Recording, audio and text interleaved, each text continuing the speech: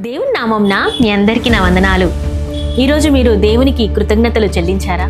ఒకవేళ చెల్లించకపోతే వెంటనే దేవునికి కృతజ్ఞతాస్తుతులు చెల్లించండి. ఎందుకనగా మనం ఈరోజు సజీవ లెక్కలో ఉండడానికి కారణము ఆయనే.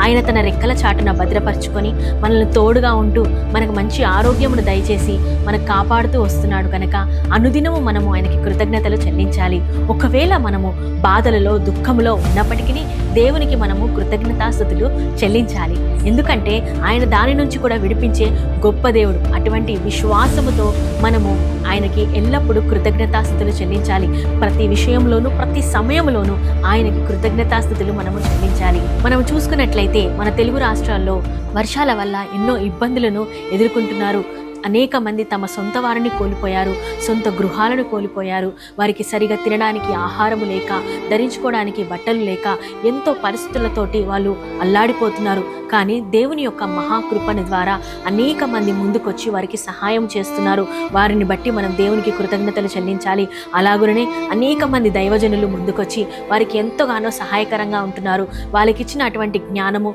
అటువంటి మంచి మనసును బట్టి దేవునికి కృతజ్ఞతలు చెల్లిస్తున్నాను. కనుక వారందరి కొరకు మనం ప్రార్థన చేయాలి. మన సొంత ప్రార్థనలో, కుటుంబ ప్రార్థనలో వారిని జ్ఞాపకం చేసుకుందాము. వాళ్ళు కోల్పోయిన నష్టాన్ని దేవుడు తిరిగి వారికి సహాయం చేయ విధంగా మనం అందరము కలిసి బాధ్యతతో ప్రార్థన చేద్దాము. ఈ చిన్ని వాక్యం దేవుడు దీవించును గాక. ఆమేన్.